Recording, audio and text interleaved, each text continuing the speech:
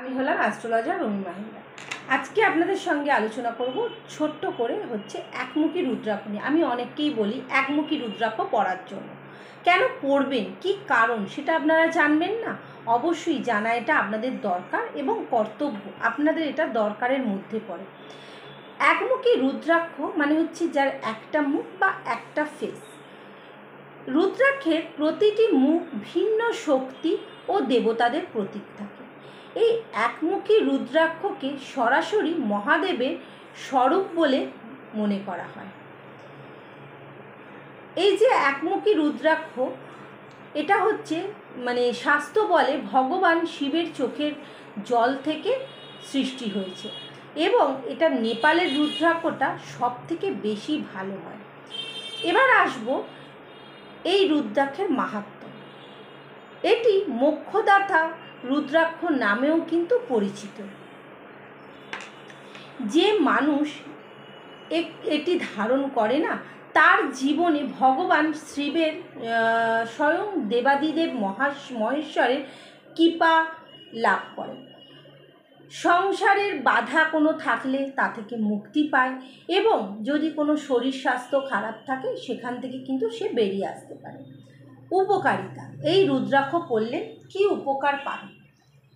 মানসিক শান্তি, ভয় ও দুশ্চিন্তা দূর হয়, আধ্যাত্মিকতার উন্নতি করে, ধ্যান ও যোগে মনস্থির করে, হৃদয় রোগ বা রক্তচাপ বা মানসিক টেনশন থাকলে তাকে কমাতে কিন্তু সাহায্য করে এই রুদ্রাক্ষ।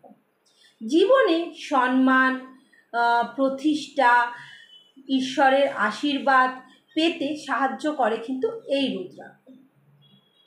কোন গ্রহের জন্য এই রুদ্রাক্ষ আমরা পড়ি? একমুখী রুদ্রাক্ষ প্রধানত সূর্য গ্রহকে প্রতিষ্ঠিত করে। যাদের জন্মছকে সূর্যদেব দুর্বল, আত্মবিশ্বাসের অভাব ও নেতৃত্ব সম্মান থাকে না, তারা কিন্তু এই রুদ্রাক্ষ পড়তে পারেন। পড়ার নিয়ম, কিভাবে পড়বেন এই রুদ্রাক্ষ? সোমবার বা রবিবার দিন মহাদেবের পুজো করে শুদ্ধ বস্ত্রে এই রুদ্রাক্ষ পড়তে হবে এবং রুদ্রাক্ষটা পড়ার সময় তাতে একটু গঙ্গার জল দিয়ে রুদ্রাক্ষটা ধুয়ে নিতে হবে। অবশ্যই যখন আপনারা আমার থেকে নেন আমি তাদেরকে শোধন করে সব কিছু করেই দিই, তবুও এইগুলো আপনাদেরকে একটু করে নিতে হবে। তারপরেতে 11 বার ওম নমঃ শিবায় মন্ত্রটা জপ করতে হবে, তারপর তাকে গলাতে ধারণ করতে হবে। এতে আপনাদের নাম, যশ, খ্যাতি, শরীর স্বাস্থ্য সব কিছু কিন্তু ভালো থাকবে। অবশ্যই যারা মান সম্মান, যশ, খ্যাতি পাচ্ছেন না, বা শরীরে প্রচণ্ড পরিমাণে শরীরে সমস্যা, অবশ্যই একমুখী রুদ্রাক্ষ ধারণ করুন, কিন্তু নিজেদের হরোস্কোপটা বিচার করে।